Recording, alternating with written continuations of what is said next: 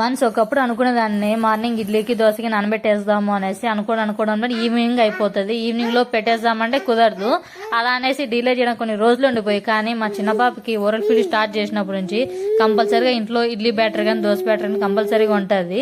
దీంట్లో ఏదో కొద్దిగా వెరైటీస్ మా పాపకి ప్రిఫర్ చేస్తూనే ఉంటాను, తనకు నచ్చినవి పెడుతూనే ఉంటాను.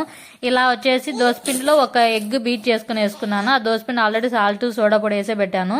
కొద్దిగా మందం వేసుకుంటే పఫీగా ఉంటుంది, పిల్లలకి తినడానికి కంఫర్ట్గా ఉంటుంది అనేసి మా పాపకి నెయ్యితో ఇలా ఎగ్ దోశ ట్రై చేశాను.